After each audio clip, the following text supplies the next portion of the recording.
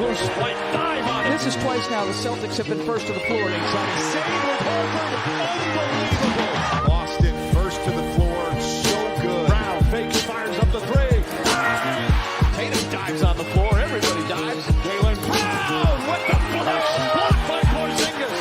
He's doing it all. Tatum spinning, driving, layup. Washington drive. Blocked by White. Oh, what a block from Derek White.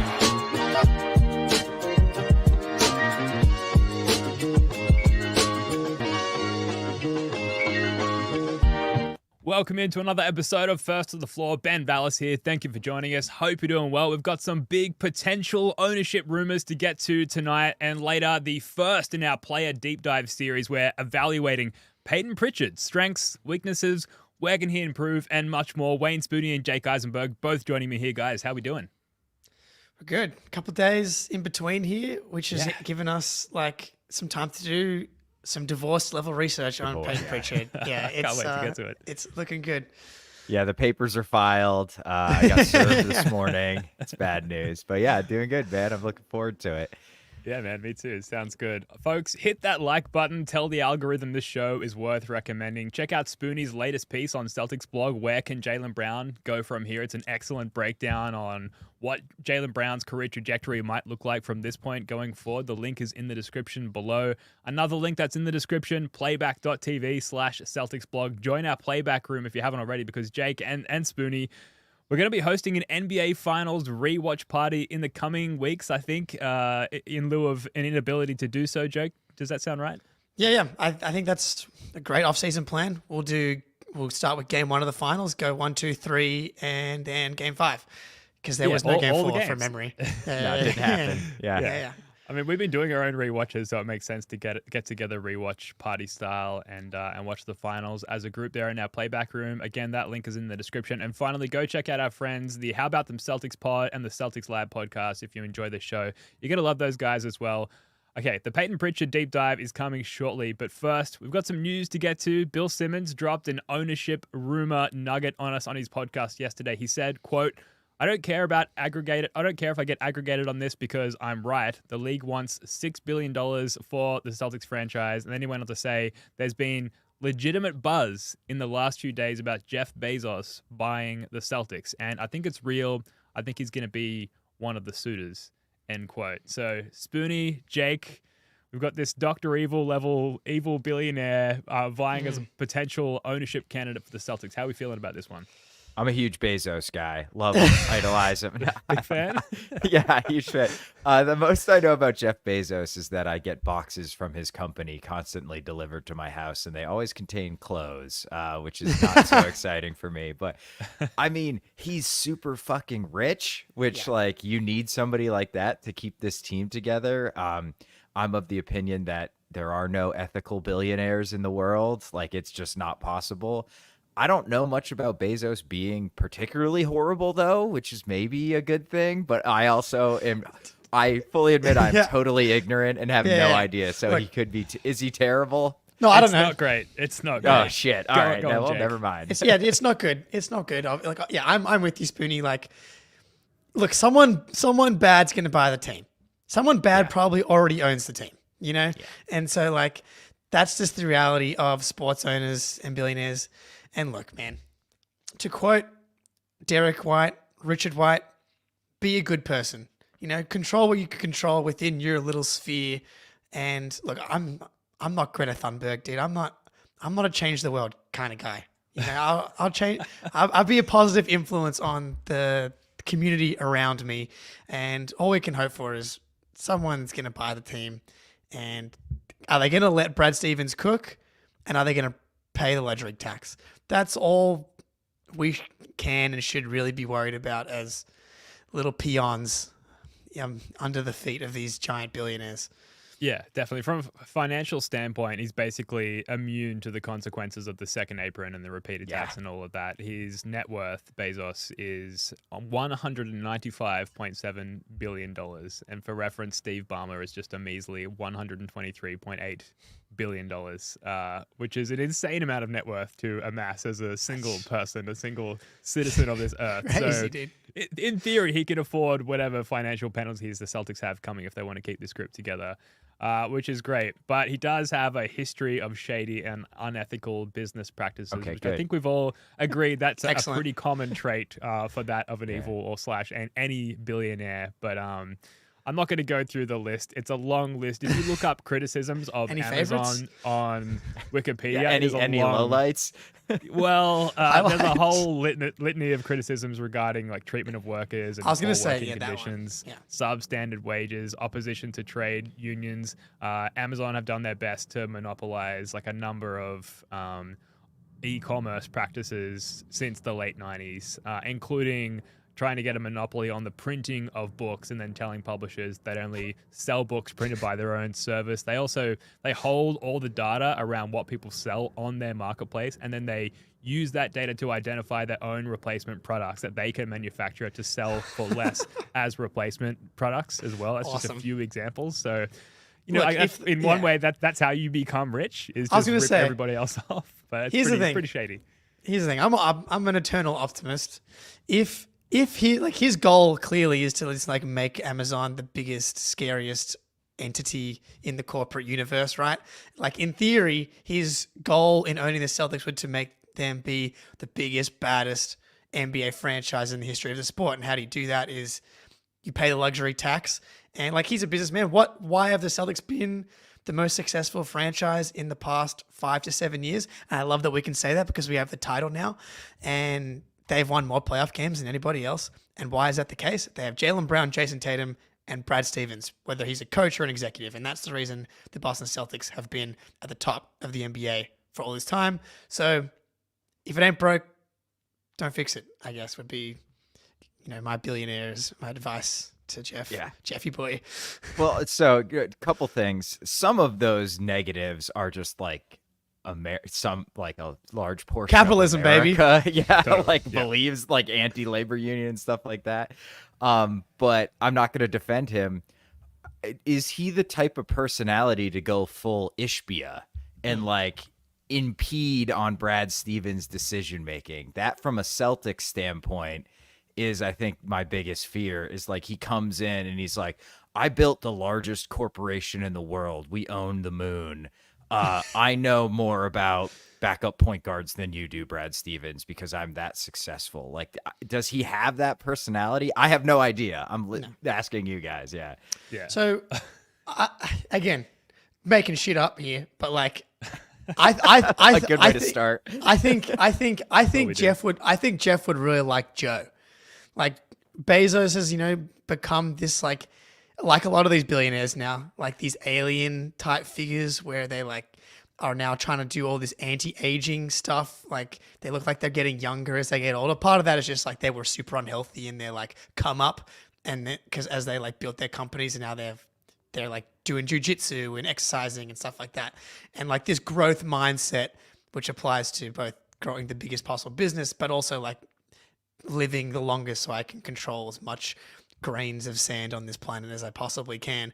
And Mazul, I feel like will have that like that mentality of like growth mindset. He'll invite Jeff to the mats at the jiu-jitsu gym. Oh, yeah. And I can see there being like this like psychotic kind of growth mindset Venn diagram overlap.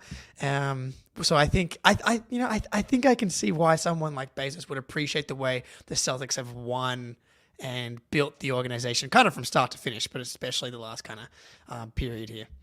Yeah, in that sense, in that level of concern, Bezos, it doesn't worry me any more or less than any other potential owner, like whether it's a massive, rich, evil billionaire or whether it's an ownership conglomerate like Pags and whatever group that he can assemble or keep assembled. And the concern is, like he said, like what is the actual impact on the team going to be? Great, you can pay the bills. That's awesome. What kind of dynamic are you going to have with the players and the front office, and what kind of impact will that have on the team's performance? I think that's what we're all concerned about. And from that angle, I have really no idea like what level of impact anyone, including Jeff Bezos, is going to have on the team. But certainly the ability to pay the bills bodes well. And, on the corruption side of things, I really mostly just wanted to make sure that like both sides of the argument, both sides of the coin are like well represented here. But at the end of the day, it's going to be someone who has amassed that level of wealth by less than pure methods at the end of the day. So whether that's Bezos or anyone else, it kind of doesn't really matter. So I don't know. It's kind of a non-opinion. I understand that, but Bill Simmons seemed to make the case that there was definitely a real possibility that he would at least be a viable candidate. And from an image revitalization standpoint, could the ownership of a successful Boston franchise help to revitalize Jeff Bezos' image a little bit if he went on to be, a multi-championship winning owner? For example, a sports-hungry, rabid sports fan town like the Celtics suddenly could get behind a guy like Jeff Bezos out of nowhere. That could be good for his image long term. Winning cures a lot of concerns in this world. That's for sure. Look, like I'm sure we would all agree that we would much prefer Pags to be the one that wins this still. Like this is not 100%. this is a no-brainer that the current ownership group, what we were talking about when this sale first came up, and Pags said that he's going to put his hand up, and if he's able to get to the number that is necessary to buy it, then he'll have just as much of a chance. It's just that Bezos will literally have the ability to just keep bidding more and more if he so chooses to do that. And it was funny, Simmons on his pod was like, Wick's dad doesn't care. He's not going to sell it to the local guys just because they're local guys at some kind of discount. And someone on Twitter replied to me because I clipped the Simmons thing. I was the aggregator. That's right. Simmons. Yeah, that's right. And it's like the idea of being on your deathbed and being like, I need to squeeze every last dollar out of this 5+. On the conservative side, you're going to get $5 billion for it. And it's like, okay, that's infinite money at this point. I don't care if it's 5. I understand there's $1 billion gap, let's say, but it's infinite money. And at that point, you're about to die and you're worried about this squeezing pennies out of this sale when you're already 20 plus Xing your investment. It's just wild to me personally, but there's going to be no discount for Pags. Yeah. But there was also talk of the evaluation of a premier. I can't remember what they referred to, the name of the segment. It was something like premier franchises or something like that. But Crown Jewel franchises. Thank you. But the evaluation of the Celtics franchise, which is top 5 American Crown Jewel franchises, needs to be at around that $6 billion mark from the league's perspective, in order to really set the value of the remaining franchises as well as the potential expansion franchises as well. So I think there's more flow-on effects to what the sale price of the Celtics would be, more than just what the Grossbeck family might take away. Yeah, I mean, it just seems like we've talked about Pags probably not having the monetary horses to get it done. He's going to have to pull some minority investors and things like that. Maybe him and Bezos team up. I don't know. Who knows? He's sort of the backer, but it blows my mind that you would be essentially dead and yes. That is such a bizarre mindset to me that I just ultimately do not possess at all. And especially when it's this isn't an asset in the standard sense. It's not like a parcel of land where you're I want to get the most out of that parcel. It is owning a piece of art. You want the world to enjoy the art that you own. Otherwise, what's the fucking point of owning it? You just I bought this Monet painting and I put it in my attic so no one can enjoy it. You don't you want to sell it to someone who will preserve sort of the cultural impact of the Boston Celtics? And we know Pags is that guy. And all signs are pointing to Bezos maybe not being that guy, So yeah. It's strange to me that you could be so closely aligned with this dude who's I want the team, I will take care of it, and I'll find the money. And you're nah, but kind of fuck you, Pags. Nah, yeah. I'll spin it one last time positively again. Money, Amazon is one thing. Bezos would be buying this for the status, the big dick impact, energy that buying the Celtics. Oh, you own Memphis, Justin Timberlake? Yeah. He doesn't care about buying the Sonics as much as the Celtics are the Boston Celtics. They are the greatest franchise in the history of the sport. And so for his legacy, it would behoove him to have the Celtics continue to be that. So that would be a point in him making sense for Bezos to continue to preserve the value of the cultural iconicity. That's probably not a word though. It is now. I'll run with it though. now. Yeah. Iconicity. Yeah. A good question from Jack in the chat here. What do you think Jaylen Brown would think of Bezos in office?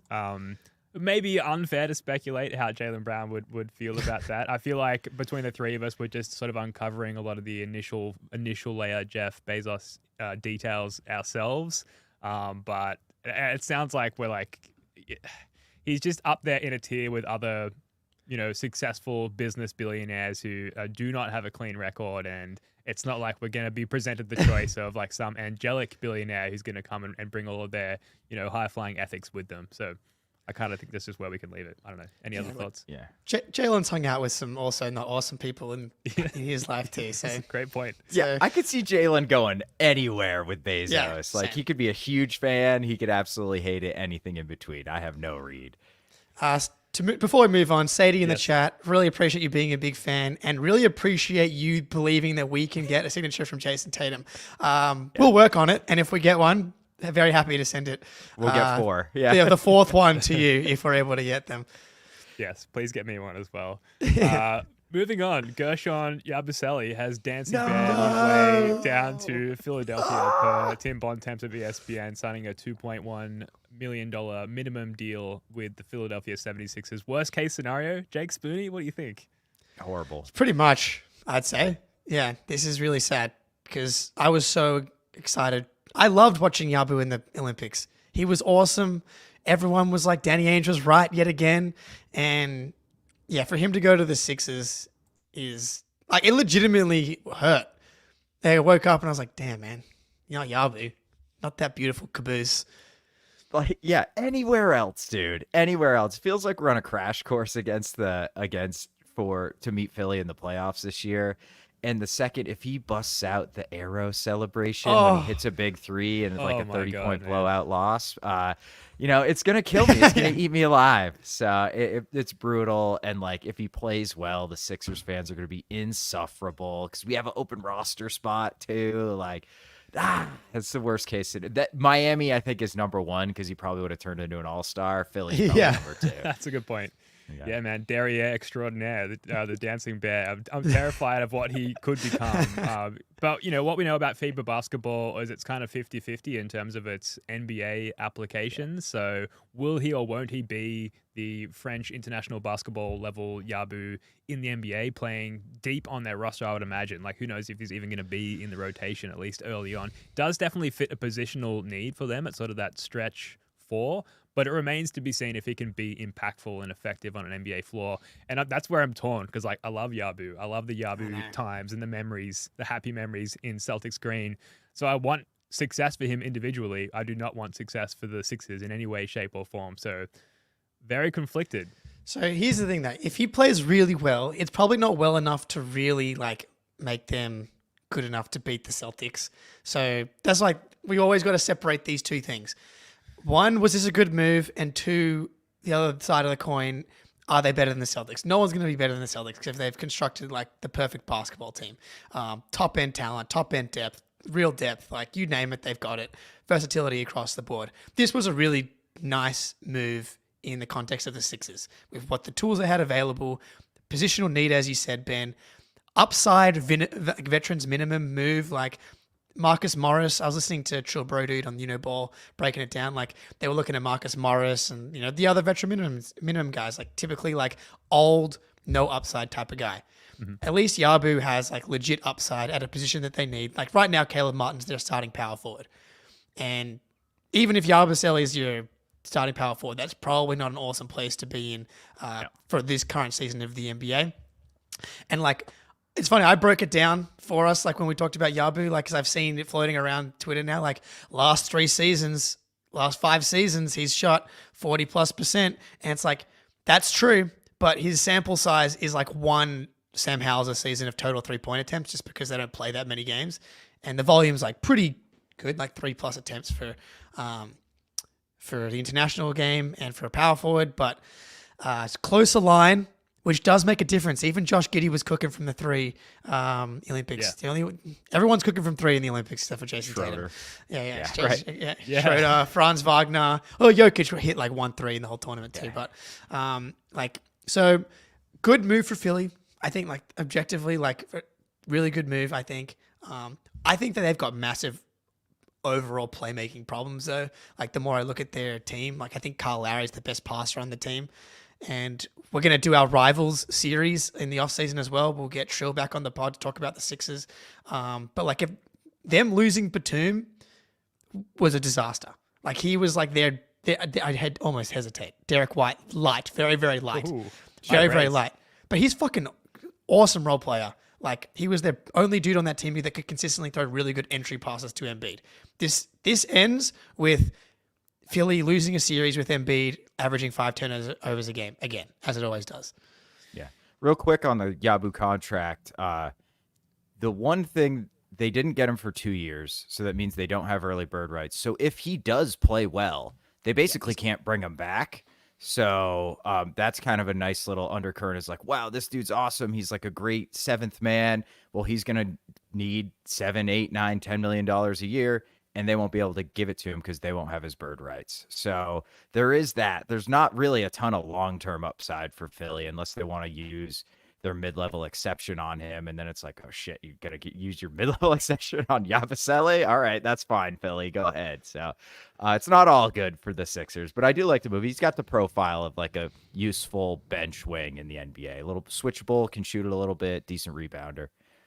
He's also not going to make Paul George not aged and declining, and not make Joel Embiid not injury prone. So Tyrese Maxey won't grow 6 inches. Yeah, exactly. All right, enough shitting on the Sixers, as fun as it is, as much as we could do it all night. Sticking with international basketball news, Steve Kerr, rumored, not expected is the phrasing of this article on sportingnews.com by TJ Morris. Not expected to return to Team USA, and it looks like they'll be deferring to Spoelstra and co, which is, I think, not at all surprising given, the criticisms flying around about Steve Kerr with his rotations or lack thereof as far as consistent rotations for Team USA. The smear campaign of Jason Tatum, which we've been talking about ad nauseum for the past month or so. Guys, any surprises at all with this news? No. Not really. He's been riding Michael Jordan's coattails, Tim Duncan's coattails, and now Steph Curry's coattails. And Steph Curry will be gone at the next Olympics, so there'll be no one to save him at that point. So he's a smart man. Smart man. He'll ride the coattails of Stephen A. Smith next, maybe in the media world. I kind of feel like there's like, that would be hilarious. Steve Kerr's like, I'm telling you, stay off the weed. Bamboozled, run amok. But I kind of feel like there's sort of an expiration date on coaches in the new NBA where it's like teams just kind of figure out your system and then it's over. Like it kind of was starting to happen to Brad a little bit. I think Brad's good enough to adjust, but Kerr, like he's kind of done everything a coach can do in the NBA. He's got a bunch of rings. He's got gold medals. There was a complete shitstorm around him in the Olympics this year. So I'm not surprised he's like, I'm done. I wouldn't be shocked if he's like, when Steph retires, he retires for sure. Interesting. It would definitely be a good time to bow out when not on top, but just to sync up and align with the departure of Steph Curry. And we've already seen Klay Thompson go, and who knows what's happening with Draymond Green. But sticking with some more news, the schedule dropped, I don't know, a week ago, and we haven't really had a chance to react to it. Surprise, surprise, guys! There will be 41 home games. There will be 41 away games. Very good, Can Ben. you believe it? Very the schedule, good, same again. I know. I'm sorry, and I don't want to shit on people who like love the schedule. But games will be played. There will be home games. There will be national TV games. We will play good teams and bad teams, if you can believe it. But I think an interesting detail is that the Celtics rather have the 30th ranked strength of schedule. So the easiest schedule. And Spooner, you had a great line on this in our Discord, which, by the way, the link is in the description. Join the Discord if you haven't already. Spooner, you said they don't have to play themselves, essentially, which is what makes their schedule way easier than anybody else's. And you guys have any expansion thoughts on the schedule here? Because I'm clearly spent. The Celtics have the easiest schedule partly because they don't have to play themselves. There was not a single Western Conference team in the easiest 16 schedules.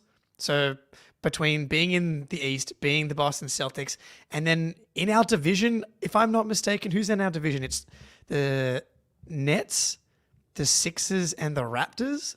Knicks too. Knicks. Okay. Well, the Raptors Pretty and good. but not at the same time, because Yeah. the Nets and the Raptors are in there. So I think that's part of it too, is the fact that we get to play the Nets 4 times, who will probably be like the worst team in the NBA this year, and the Raptors won't be far behind. Is it kind of dumb to do strength of schedule before like we even see what some of these teams Yes. look like too? You know what I mean? Like I get that you can sort of use last season's numbers and like they have all these AI algorithms that can predict how good Paul George. What if Paul George just sucks this year? I don't know. It's like Very possible. possible. Please let that be the case. Yeah, right. Yeah. We do play Philly on Christmas, which I think is kind of a highlight. I can't remember playing them on Christmas, although we probably It's usually the Bucks. I yeah, feel. it's usually the Bucks or LA are the Yeah. two I really remember us playing. So I think that'll be really fun. And then we have the classic Clippers Lakers back to back on the West Coast swing, which is just and the Lakers are the second game. course they are. Course. Yeah. In Yeah, January. that's annoying. I noticed. So we play the Knicks on opening night, which like I would have chosen. I would have liked to choose an easier team for ring night. Personally, I would have liked to play the Heat. That would have been my choice for ring night. I guess I get that like the Heat have kind of really stumbled down anyone caring about them rankings at this point. I know Tyson in the Discord had a hot take that the Heat are going to finish 9th behind the Charlotte Hornets in the upcoming season, which Wow. I said was like it's hot and that's the point of it, but I don't know. He could be cooking there. I don't like playing the Knicks on the first night because they're going to like try really hard and yada, yada, yada. So I'd like to win that first game. But then we have like Pistons, another easy Wizards. But then we have like a back-to-back with the Bucks. It's like straight away, it's going to be like bullshit narrative, whatever. Al Horford won't be playing on the Bucks game probably. Maybe they play him on the second half of the back-to-back. But then all of a sudden, it's like there's just so many games. And I was already getting caught up in the hype of the first week. You got to win the Knicks game because that sets the tone for the narratives, and you got to win the Bucks game for the narratives. But they don't matter as much this year because we have the title. So who cares? Yeah, the Knicks have been the most vocal in the media, and this includes their player podcast. Like, we feel like we can match the Celtics now. We feel like we've made the necessary adjustments to be on their level, if not above them. And so to be able to somewhat extinguish that on game one of the schedule, as well as getting our championship rings, that feels an important tone/vibe setter for the C's or for the Knicks. So that's going to be really hardly fought contest, and already I can feel the internal terror starting to build up, the anxiety. I'd forgotten what it felt like, and I could slowly feel it building up again. No KP, folks in so the chat. built-in excuse, which is nice. That's true. Yeah, that's a great point. And it leads to my other point on the schedule is that there are some nice sort of cushy early non-KP months where the back end of the schedule is much more difficult. Whether or not you think that bodes well as far as like reintegrating KP and ramping him up for the playoffs during the more difficult stretch of our schedule, I guess that remains to be seen. But certainly down one of our starters during one of the easier stretches early in the year feels like that bodes well for the Celtics' success this year. So should we move on? We're going to get into some Payton Pritchard stuff. And before we break for an ad and get to our full player deep dive, which is a working title, by the way, if you could think of a better title for an ongoing segment than player deep dives, please let us know. Well, it is the PP episode, so probably should have been player shallow dives. Group I won't go Slightly there. below average dives. Thank you, Jake. Oh man, I'm sorry. I'm not sorry. Just letting some of these thoughts pass me by. Blake Griffin, we asked this through the lens of Payton Pritchard's recent wedding to Emma McDonald, who I think now is going by Emma Pritchard. Is Blake Griffin the most you've ever thirsted for a 15th man? And for those who don't know, he was the celebrant, I believe is the term, at Payton Pritchard's wedding, where he essentially, like, in lieu of a religious ceremony, reads out the prompts and the vows and things like that, and essentially directs the ceremonial aspects of a wedding before everyone like gets pissed and heads off to the more enjoyable part of the evening. But this was, I think, was really surprising to see for a lot of people because Blake Griffin hasn't been around the team for a little while, but has remained coveted, massively coveted on the First of the Floor podcast, and seemingly so massively coveted by the Pritchard family as well. It was interesting to see Blake Griffin in that role. So yeah, Blake Griffin, most ever thirsted after 15th man, yes or no? Easily did. Can you imagine the vibes bring him back now? for the defense of the title season, he would be like Luke's come into his own as the holder of the bus one, comedic legend. You bring back the previous title holder. I think you just, the content and the vibes would be out of control. So many charges. How many charges? And look, dude, again, another big man to throw into the KP list as we see Payton Pritchard and Emma Pritchard kissing Larry on our screen right here. I'm very jealous. Right there. And to be kissed by Payton Pritchard, of course. Absolutely. Yeah. I wish I was the trophy. Yeah. Yeah, man. That 15 roster spot's open for you, Blake. Anytime. I thought it was Yabu's, but it'll have to be Blake's, I guess. That's fine. Yeah. He would never see a minute this year, too, which is hilarious. They probably bring up Watson over him. If not, a 15th spot on the roster, 4th seat on the podcast here on the first of the floor show. We're always Open welcome, invite. Blake Griffin. We're We're going to get back here in a minute. Don't go away. We're going to come back and do our player deep dive all about Payton Pritchard. But first, here's a quick word from our friends over at Prize Picks. That's you, Jake. Oh, that's shit. That's me. I was like, all right, waiting for the thing to go. Prize Picks is America's #1 daily fantasy sports app with over 5 million active members. Prize Picks is the easiest and most exciting way to play daily fantasy sports. Unlike other apps, on Prize Picks, it's just you against the numbers. All you do is pick more or less on 2 to 6 player stat projections and watch the winnings roll in. Sign up today and get $50 back when you play $5. You don't need to win to receive the $50 bonus. It's guaranteed. One Caleb Williams passing yard gets you 1 win on Prize Picks every week in September. That's right, only 1 yard gets you an automatic win every football weekend in September. 4 weeks of free W's. Don't miss this deal on Prize Picks because it's gone when September ends. Prize Picks has season-long options. Justin Jefferson, 1,300 receiving yards. Sam Darnold at QB. For my sake, I hope he hits more as he's my keeper in my fantasy league where last place has to run a half marathon while drinking 6 beers. I made my first $10 deposit and received an instant $10 bonus. If you have the skills, you can play for a shot at turning $10 into $1,000. Download the Prize Picks app today and use code CLNS for a first deposit match up to $100. That's code CLNS on Prize Picks for a deposit match up to $100. Run your game. Shout My out Prize stomach Picks. dropped. My stomach dropped. I was like, oh my God, did I prep the wrong ad? Oh, no. That's all good. It's all part of the fun of doing these things live. But shout out to Prize Picks, How and about- shout out and thanks to the CLNS Network for presenting the First of the Floor podcast. All right, let's get to the Payton Pritchard player deep dive. Coming up next. 1 on the clock for Pritchard. Got it! Splashdown!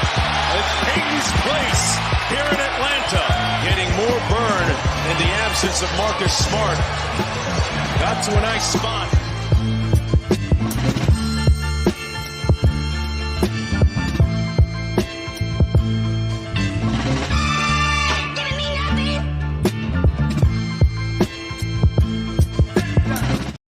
Never gets old. So good to be able to So dust good. off that clip from a couple of years ago. Yes, we are gathering here today to discuss Payton Pritchard in depth. And just to set up the segment a little bit before I throw to Jake and Spoonie, who have done a lot of prep for this segment as a plane. I'm very poorly timed plane flies over my house again. Every time, Sorry about baby. this.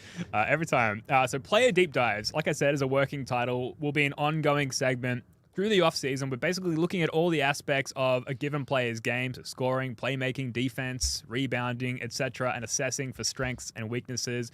Basically trying to understand if they can get better and how, or if they've hit their ceiling, or if there's any chance that they could struggle this season, and so on. So with that, Jake, I'm going to throw it to you because I know you've sort of gathered a lot of data as the basis of this discussion.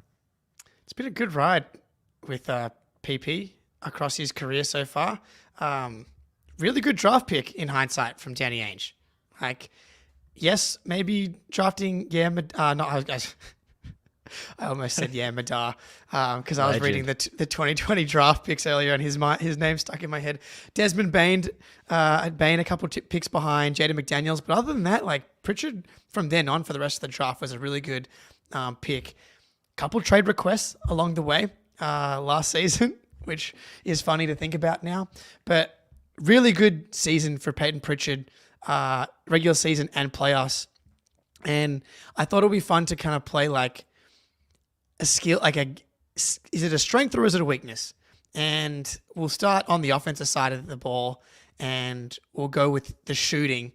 And going back and looking at some of the playoff numbers and playoff stuff, like Payton Pritchard ended up shooting 38% from three across the entire playoffs, and which it felt a little bit worse because he didn't hit a ton of shots in the finals.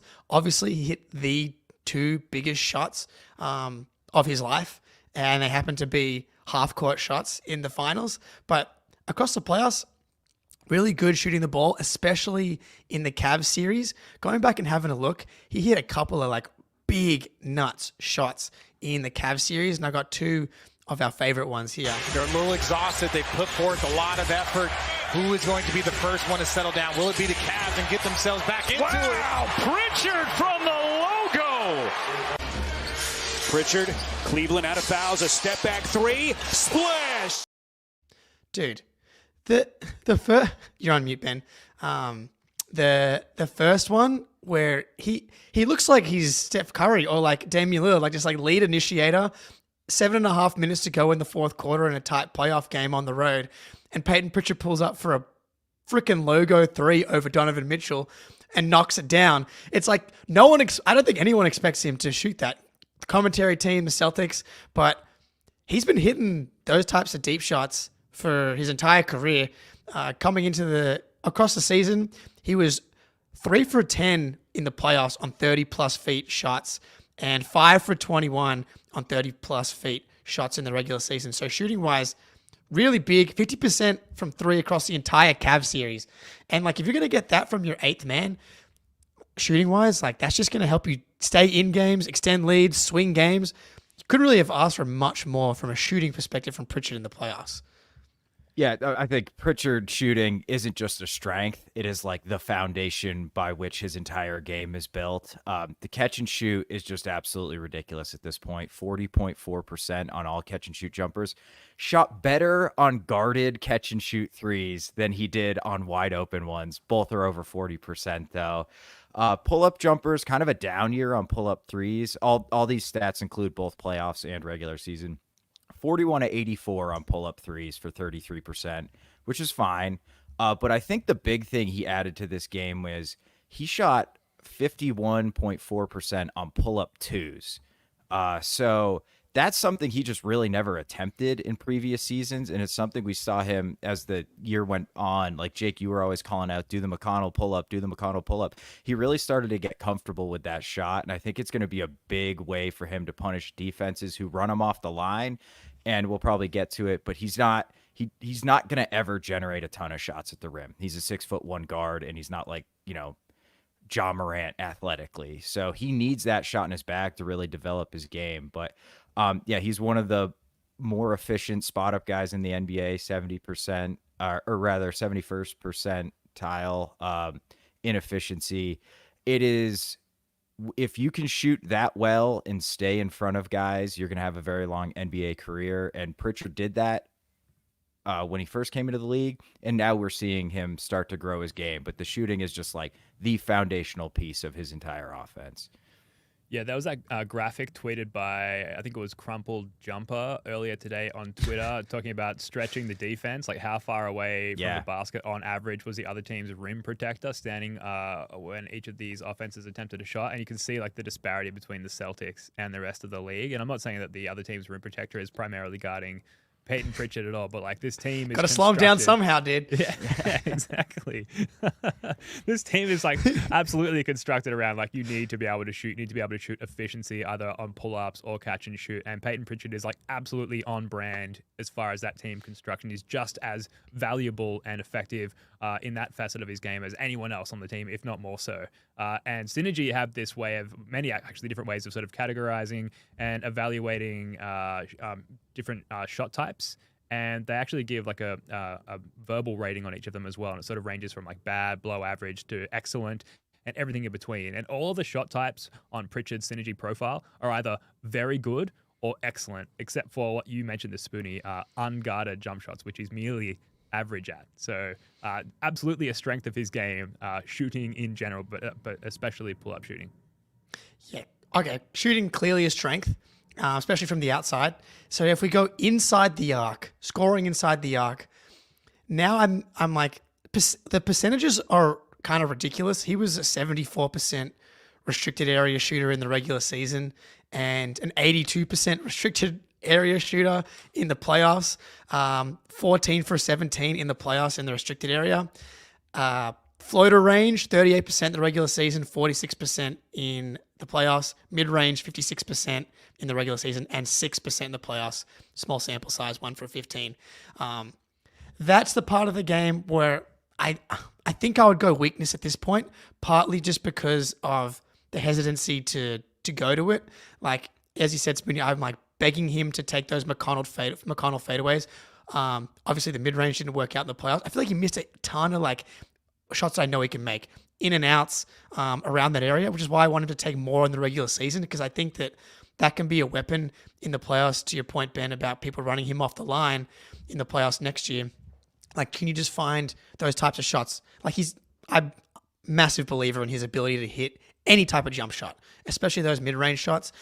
I don't really need him to try and get to the rim more. I don't think that, as you said, Spoonie, that's not going to be something that I think he can ever really excel at. But being that like mid-range fadeaway, because he's really strong, he can get his body into guys low and then fade away after he bumps them. I think that can be something that he gets more efficient at. Yeah, I mean, the volume on the restricted area in the playoffs is less than 1 a game. So, like, the 82%, like, just throw it out. You know, it's not really providing a ton of value offensively. You need that in the bag.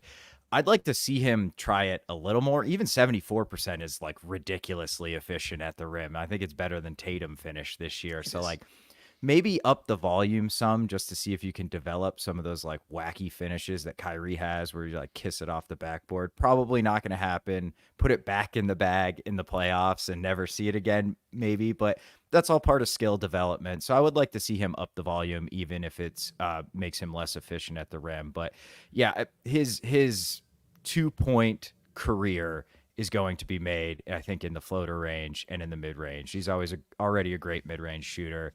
So it's just about the floater range and 68 total in the regular season. Again, less than 1 a game. And this is a guy doesn't play 40 minutes a night, but he has a real legitimate 20 plus minute a night role.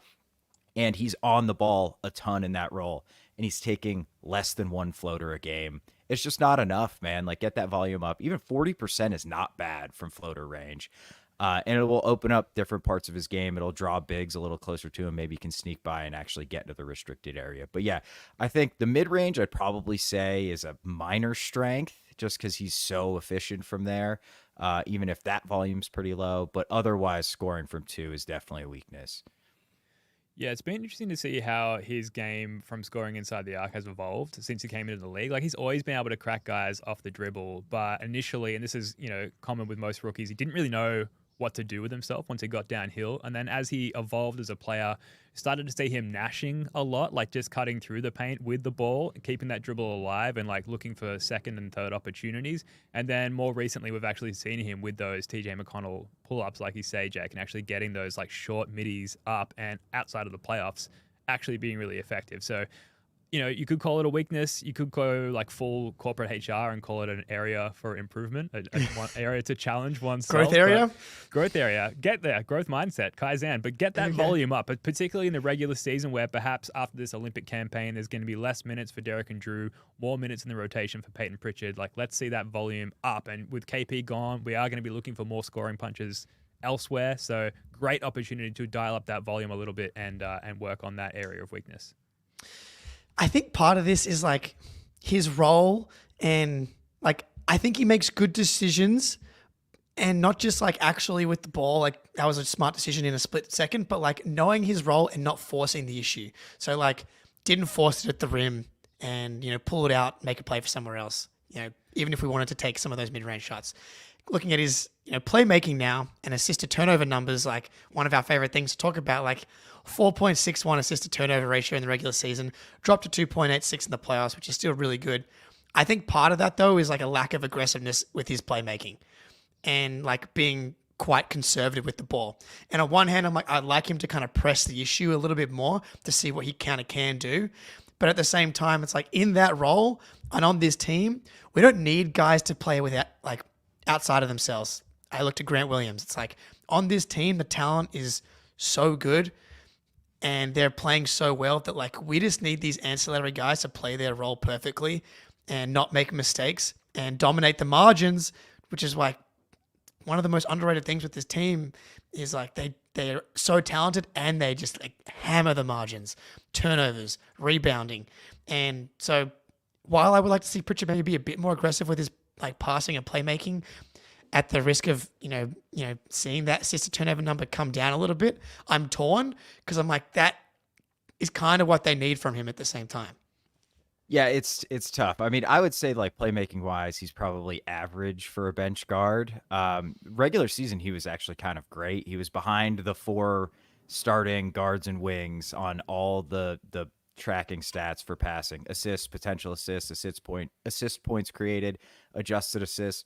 His minutes dropped, I think, like 4 or 5 in the playoffs, but all those stats fell off a cliff. Like potential assists went from 6.3 to 2.7. Like that's less than half. And that just goes to like him not being aggressive with the pass, maybe not getting by guys and collapsing the defense quite as easily when defenses are really keyed in the playoffs. So I would say in the regular season, he's a solid playmaking guard. In the playoffs, he's leaving some on the table there. And I wonder how much of it is just like, dude, it's the playoffs, man. Like, let Drew Holiday, Derek White, and the Jays handle that. Like, you go spot up at the corner and make a 3 or drive a closeout, buddy. So, but even still, it's skill development. I'd like to see him kind of get on the ball a little bit more. He's great in pick and roll. He's 81st percentile in pick and roll ball handler efficiency. So, like, get him on the ball a little bit more. Maybe get some of the guards, get White and Drew some rest and let Pritchard start, see what he looks like there. But like, it's not a big deal if he doesn't become a positive passer in the playoffs, but he's not right now. Yeah, I don't know if I've had too many moments watching the team this past year where I've thought to myself, man, like I really need PP to be a better playmaker in this scenario. It's just really not what we ask of him, but he's, like you guys have said, he's flashed more than enough capability both in half court and transition offense, as being able to make good decisions and get rid of the ball when he needs to and set guys up for transition layups. And, I can think of a number of just like nice late, well-timed passes to a cutting JB in transition to get him an open layup. So I wouldn't say that he's like an excessively talented playmaker, but he's certainly good enough, as good as he needs to be in his role. So this is my favorite, the offensive rebounding, which I think is the last kind of piece. We can talk about something else as well, but like the offensive rebounding, talking about the margins as well with the Celtics, it's like the fact that Payton Pritchard is a good, really good offensive rebounder for his size. This is, contextually, he's not a really good offensive rebounder, but you look at all players under 6'4", Payton Pritchard was 4th in offensive rebounding percentage behind Gary Payton II, Dennis Smith Jr., and Chris Dunn. In the playoffs, though, his offensive rebounding percentage went up to 4.1%. And of all players 6'4" and under, he was first, ahead of Kyle Lowry, Casey Wallace, TJ McConnell. Like, we're talking about a small pool of players here. There's not a ton of players, under 6'4" in the NBA. But if he can maximize that part of his game to give you one extra possession per game, like that matters. And he's the type of guy that's just like squeezing every ounce out of his talent that he can. And like the offensive rebounding thing has become like an extra piece of his game in the past couple of seasons. And it's like, it's fucking valuable. Yeah, dude, it's crazy. He's above average in putback efficiency, which is like, doesn't sound amazing, but he's a 6'1" guard. Like the dudes who are elite at putbacks are centers, and he's like good at them as 6'1" guard. He's got great timing, great instincts, reads the ball off the rim, and he hustles his balls off, man. It's like one of the most electric Celtics plays when PP like darts in there and snags an offensive rebound. Yeah, this is where PP really thrusts himself into the NBA spotlight. You love to see it. I'm surprised we went that long without any sort of pun. But why do you guys think that he is such an effective offensive rebounder? Because in theory, he's 6'2" rather in shoes. He's light in the ass, for lack of a better term. In theory, could be easily and effectively boxed out, if not out-jumped, out-leapt, out-reached. So why is he such an effective offensive rebounder at his size? Dog. Yeah. That's it. That's the science of it. I'm pretty sure. Yeah, I feel like you might be Payton right. Pritchard has played like more basketball than any other human on earth at his age. Like he probably just playing right never now. stops. Yeah, right. He just never stops playing basketball. And like I feel like a skill you learn is like you know where something's gonna miss. Like, oh, that shit's coming short. And you can get like Dennis Rodman was the king of yeah. like knowing how things are gonna miss. He kind of has a little bit of that skill set. Like sometimes he'll just like pop up where the ball is and nobody else is around. So I think it's like the fact that he is a dog, he is a psychopath. And the fact he's just like played so much goddamn basketball, he just kind of like understands where the ball's going to go before a lot of other dudes. Yeah, man. I thought Ben was going to jump in there potentially. Yeah, on me this, too. Then he sequential. muted. I was like, Another oh, plane. It's all about the planes flying above my head. I've really got to do something about this. But very much like how PP soars above other NBA players when he's skying for a rebound, I've got the occasional plane soaring above my head here as well. So apologies. No, it's good. Yeah, so I think that does it offensively, unless you guys have anything else there. But defensively, I'm torn on. So again, context matters here. 4 6'1", 6'2" guards, 4 7th, 8th, 9th men. I think he's like a good defender, given like all of the context. Like he exceeds his expectations, given his tools. But I'm not sure I can put his defense in like the strength category. Like, you know what I mean? Like, I think for what he's got, he's better than he should be. Like, look at Trae Young. He's like the complete inverse of Payton Pritchard defensively. And we'll run this clip here that Ben's chucked in. Like, in the playoffs, Payton Pritchard held up all playoffs long, man. And we've got him guarding Luka in isolation all finals. Payton Pritchard made Luka Doncic work for his buckets. He hit a couple of jump shots over him, but in game 3, he like completely stonewalled him. Luka had to pass the ball back out, throw it back down to Luka again, and he forces an air ball and a shot clock violation. Like he doesn't get blown by someone like Luka. That's just like not going to be what happens. He's going to at least like stay in front. He's clearly worked on his strength and sturdiness and girth, and that's something that that matters. And it's like, again, the margins. It's like, can you force that player to be at 12 feet instead of 9 feet, 16 feet instead of 14 feet? And over time, that adds up. You're going to force 1 to 2 more misses per game, and that matters. Yeah, Pritchard playing the mental game in that clip as well. Like, Luka absolutely walked Pritchard down to his spot in that clip, but then Pritchard, this is something that can be done regardless of size and physical abilities. He's not biting on pump fakes. He's not getting drawn into, committing a stupid foul by Luka, which is something that Luka is effective with on, so many other defenders, great defenders in the NBA. And Pritchard just stayed down, kept his hand up over the ball, just like basic defensive fundamentals. But I think most people would be surprised how short-reaching those basic fundamentals are with some of the bigger players who rely more on athleticism. Yeah, for sure. Should I read game time before I jump in here? Yes, you should. Yeah, thank you for reminding us. All right. Yeah, no problem. All right, game time. It's finally football season. The West Virginia Mountaineers kick off the season against number 8 Penn State in Morgantown. I'll be using Game Time to easily find incredible deals on great tickets in Milan Puskar Stadium to catch the Mounties, hopefully upset the Nittany Lions. When you jump on Game Time, it's got the stadium right in front of you. It's really easy to find awesome seats.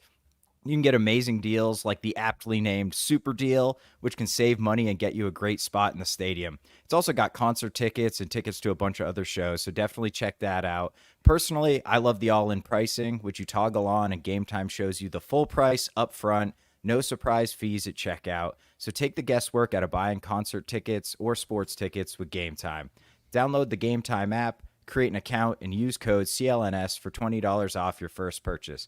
Terms apply. Again, create an account and redeem code CLNS for $20 off. Download Game Time today. Last minute tickets, lowest price, guaranteed.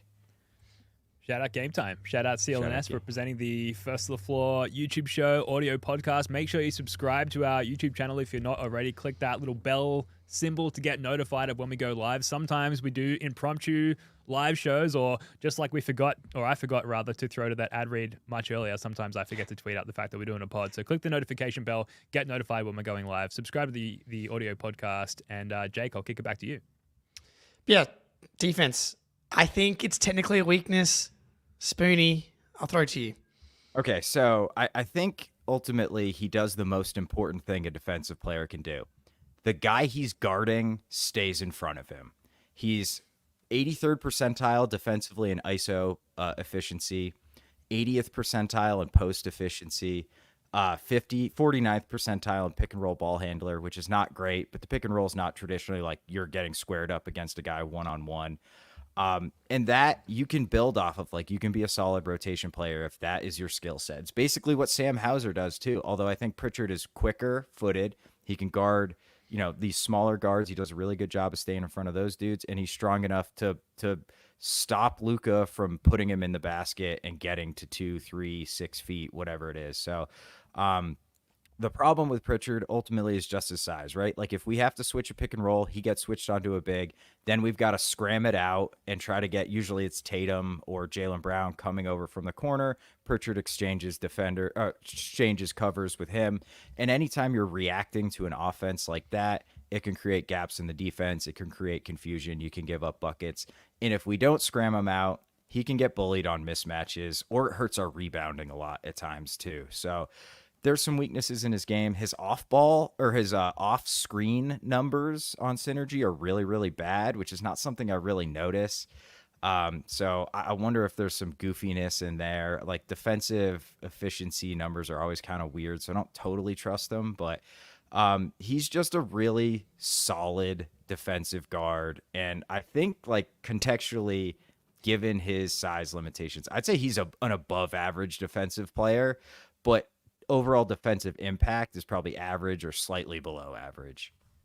What I really love is the PP full court pickup. I think he's really effective, Yes. especially in his role off the bench, where he can, come off the bench, spell Drew or Derek, and just immediately start hounding the primary ball handler of the opposing team and just pick them up, baseline to baseline, essentially. And he's really good at, like, getting up in opposing players' grill. And it's sort of an area of defense where size is less of a limiting factor, because no one's, like, taking you to the bucket while they're crossing the half-court line. So that's somewhere that he can be really effective and has been really effective despite his lack of size.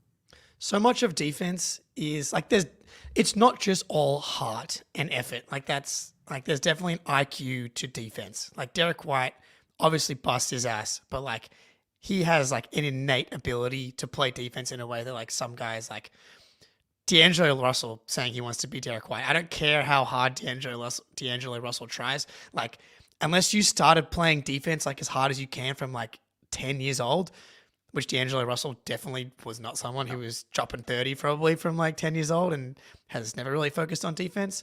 Like, Pritchard has been trying to play defense his whole life. So it's like his effort actually translates to, like, impact. But if you're going to, like, fight as hard as you can every second you're out there and be, like, relatively strong, you're going to fight on the boards as well. Like, you're going to do just enough where you're not like a negative, especially when you're surrounded as well by, like, the defensive personnel that Pritchard is. But you look at the on-offs in the playoffs. The defense with Pritchard off the court was 107.2 defensive rating, and with Pritchard on the court, it jumped up to 112.82. And, like, that's not, a massive surprise when you consider who else is out there defensively, but that's still pretty fine. And then the net rating in the playoffs dropped from, like, 11.58 to 3.65 with Pritchard on versus off. And again, that speaks more to the overall talent of, like, the top end of the Celtics than it does to Pritchard. But I'm torn of, like, because I love Pritchard, but, like, contextual of the tools, strength relative to, like, playoff. Can he close a playoff game? Probably with defense is a weakness. Pritchard has my favorite attribute in any defender ever, though. He's annoying as shit.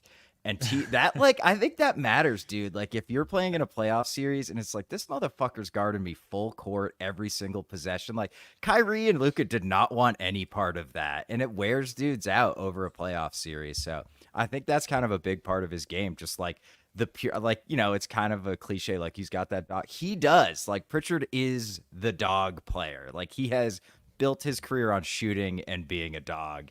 And he shows it like basically every defensive possession. And I hated playing against dudes like that. And everybody hates playing against dudes like that. And you love them when they're on your team.